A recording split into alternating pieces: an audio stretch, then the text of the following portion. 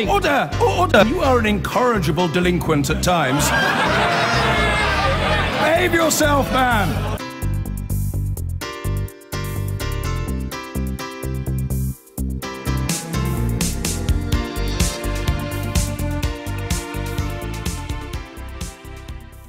As I came into work today, I did a double take on spotting the headline on the London Evening Standard. Inflation soars, it said. Which is true, inflation did soar, but that was only to an annual rate of 1%. Hardly Weimar Republic territory.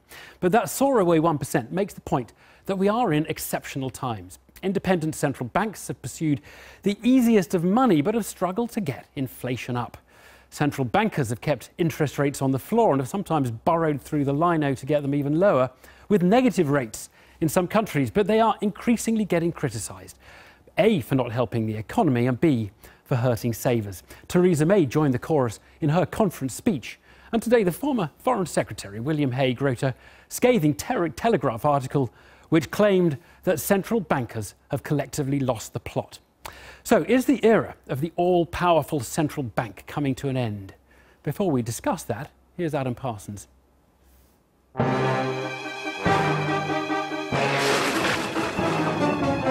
Back from the past and emerging from the gloom. A spectre you may just have forgotten. This is inflation, hitting the Bank of England and the rest of the country and grabbing our attention. Well, the secret of a good horror movie is to throw in some surprises, but you probably saw this morning's twist coming. Inflation up to 1%, a two-year high, but that is way below the government's target of 2%. The projections, though, suggest that inflation might be hitting 3% or even more in a year's time. Now, typically, you'd expect the Bank of England to now be thinking about whacking up interest rates to control the economy. But a majority of economists actually think the next move will be a cut in interest rates, and city traders are pricing in no movement at all. It's almost as if nobody's quite sure what's going on in this post-Brexit referendum economy. If anyone knows, it's probably him. The Bank of England's Governor, Mark Carney's got a clear remit from the government to keep the economy stable and to target inflation of 2%. The bank's been printing its new fivers, but it's also spent hundreds of billions of pounds on a bond-buying spree known as quantitative easing. It's either boosted the economy or promoted inequality, or most likely done both. They've been the only really adults in the room. The economy had this Brexit shock, and the members of the MPC and Mark Carney did all the necessary things that they needed to do. They cut rates, they did quantitative easing, they said we'll do everything that's necessary, and they've been extremely impressive fighting against comments by the May government and serious and senior Tories trying to do them down. Central bankers do form an elite group. The Bank of England, the Bank of Japan, the American Federal Reserve and the European Central Bank. Their low interest rates have shaped the world since the financial crisis. In 1997, Gordon Brown gave the bank the task of setting the interest rate and targeting inflation, jobs it still retains. But that independence has come under attack. William Hague today wrote that central banks had lost the plot by allowing very low interest rates to go on so long, hurting savers, raising house prices, damaging productivity. While in her conference speech, the Prime Minister's attack on the bank's QE programme did look like a rather hostile warning shot. Because while monetary policy with super low interest rates and quantitative easing provided the necessary emergency medicine after the financial crash, we have to acknowledge that there have been some bad side effects. People with assets have got richer. People without them have suffered. People with mortgages have found their debts cheaper. People with savings have found themselves poorer.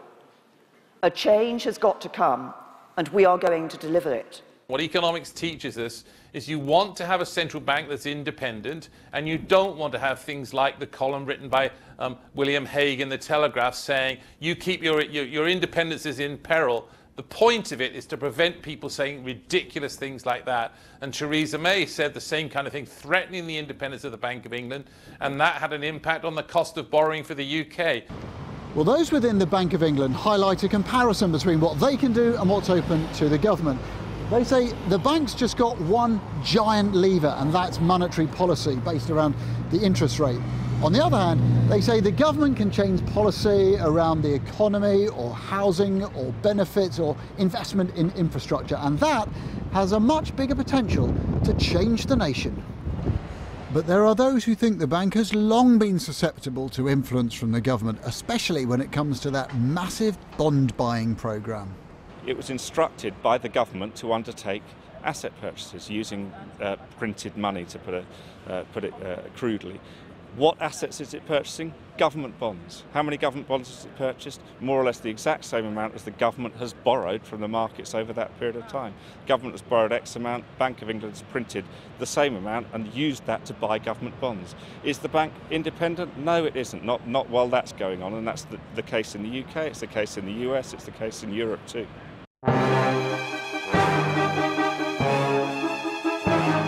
The world's central banks have been delivering their brand of emergency treatment for 8 years now, putting the frighteners on some, making others very rich, and we're still not sure if the medicine's working. This may be a scary movie, but none of us know how it ends. Adam Parsons there. Well, we did ask William Hague and the Bank of England if they wanted to address these issues, but they weren't able to oblige. But I am joined now by Baroness Altman, who was Pensions Minister, in fact, until very recently, and in Washington, Adam Posen, who was a member of the Bank of England's Monetary Policy Committee, is now president of the Peterson Institute for International Economics. Ros Altman, now you're not a central banker, you're not a technocrat, but you feel a bit annoyed with everything that's been going on in monetary policy. Just to set it out for us. Well, I do feel that this policy of continually pushing interest rates down, printing new money to buy government bonds, has ignored very damaging side effects that policy itself has. It's one thing to introduce an emergency experiment when we were facing some kind of depression, as we seemed possibly to be around 2008-9. But this policy is still going on now, where we have record levels of employment, record jobs, we do have growth, and therefore you have to ask yourself, is this really the right way to be running policy, especially when much of the impact is now hurting significant groups in the economy. And you mean sort of elderly people who may be relying on savings? And also pension funds, companies sponsoring pension funds, anyone who's been buying an annuity, who will be poorer for the rest of their life as a result of this exceptional level of low interest rates. But it's not the central bank's fault, is it, that the economy is flat on its back? There's a glut of savings in the world, there are too many people saving, and they've somehow got to try and keep the economy going against that backdrop. It's not clear that pushing interest rates down from already exceptionally low levels is actually keeping the economy going or boosting the economy. In fact, low rates have deflationary impacts.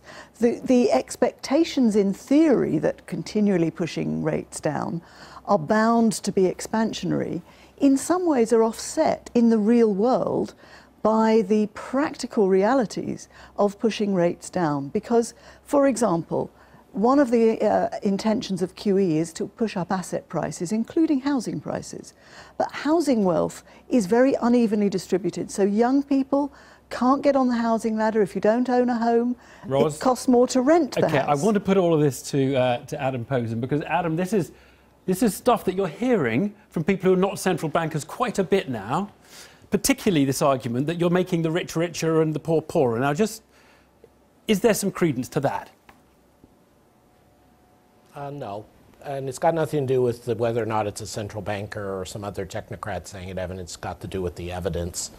The fact is, it's not a choice between, this Bank of England pushes down interest rates and therefore rewards speculators and punishes little small savers.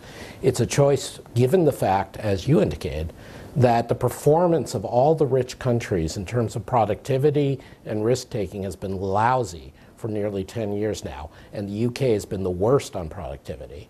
And nobody's going to get any returns on their investments, and no corporation's going to want to invest in that kind of environment.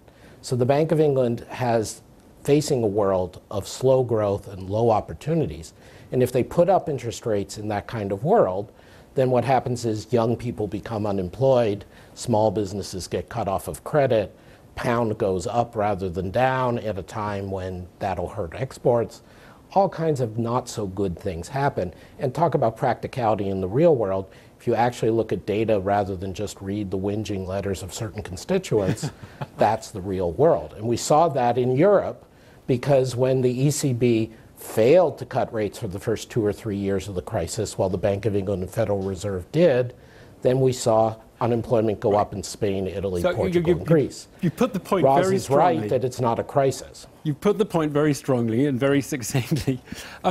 Do you concede that the drugs don't seem to be working as well as they used to? Because you don't have to be William Hague or a politician to say, hang on a minute, we've now gone down to negative interest rates. Something's a little bit wrong here. Maybe we just need to step back and think about how monetary policy works and maybe have other more radical and alternatives. Is that argument has legitimacy and some credence, I think, doesn't it? I think the observation that central banks, and particularly monetary policy, is less effective now than in the midst of the crisis definitely has credence. And central bankers themselves are saying that. And again, that's very practical. As I said to the Treasury Select Committee 4 or 5 years ago, when you're in the midst of a crisis, of course, liquidity policy has more of an effect because you're stopping a panic. When you're not in the midst of a crisis, its effect is diminished. So that's all true. So what I'd like to do is take Mr. Hague's largely ridiculous essay and turn the title on the head. It's not that the central banks have lost the plot. It's we moved from Henry IV to Henry V. There's supposed to be a new leading character with central banks merely in a supporting role now, and that's fiscal policy. As all the central banks have been saying, as Governor Carney said, and you listed in that report, all the different things the government could do instead of blaming the central bank. I mean, Roz, look, putting aside the technical arguments, and there's some measure of agreement between you, is it healthy when politicians are criticising central bankers? I mean, it does not end well, does it? Well, I don't know. I mean, the point here is this is a massive monetary experiment and nobody quite knows what the outcome is. The transmission mechanism is very indirect, just trying to rely on people borrowing more to stimulate the economy, when in fact, in many ways, this supposedly expansionary monetary policy is acting rather like a tightening of fiscal policy. You know, if the government itself were trying to change tax policies to give lots more money to rich people, there'd be outrage. But in fact, that's what the Bank of England's policies have effectively been doing in the hope of stimulating the economy. OK, well, let me put this one to you, Adam. Do you think perhaps in the last 20 years we've given it to central bankers a little bit too much deference? I mean, you know, it started with Alan Greenspan and Mark Carney came here, he was walking on water. I mean, maybe these people are just human and they need to be treated as such. Oh, I've spent time with all of them. They're definitely just human, just like me or you. And I agree. And that's a place where we certainly went wrong. With Greenspan, the new book by Sebastian Mallaby puts this forward. I mean, we had the ridiculous state of affairs in the late 90s when we had senators talking about the so-called weekend at Bernie's, that if Greenspan died, you'd prop him up just to make sure there wasn't a panic in the markets. And the part of the point of moving to central bank independence, and especially the inflation targeting regime the Bank of England has now, is to constrain the discretion of central bankers, be they Governor Carney or Chairman Greenspan or whoever, and make them accountable to the government. I agree, and I agree with Roz, that the culture of deference to central banks is excessive. And nobody should fear, not even a governor of a Bank of England should fear a politician saying bad things about the policies. They can say whatever they want, but the government, the central bank should listen and think about it. But so there's no need for deference, but there is a need for independence. If the government wants the central bank to do something else, let them pass legislation or let them redefine the target. Don't let them backseat drive. Adam Posen, thank you very much indeed. Roz, before we let you go, you were pensions minister. The government made a pretty important announcement on pensions today. They said you're not going to be able to cash in your annuity. It's a bit of a U-turn on what George Osborne had planned in the last parliament. Good thing, bad thing, sensible, stupid? Well, it's understandable that if we don't have the consumer protection in place, that we will now not be able to go ahead, but it will be very disappointing to tens of thousands of people who bought an annuity that they didn't want, didn't need because they were forced to, thought they were going to be able to at least get some money back for themselves, and that opportunity seems to have gone. Yeah, and the Mail, I noticed, are leading on it. Pension blow for 5 million have been robbed of the chance to cash in their rip-off annuities. The government thought they were going to be ripped off again, which is why they weren't going to let them. Rod, thank you very much. Thanks, Evan. Thanks. I've been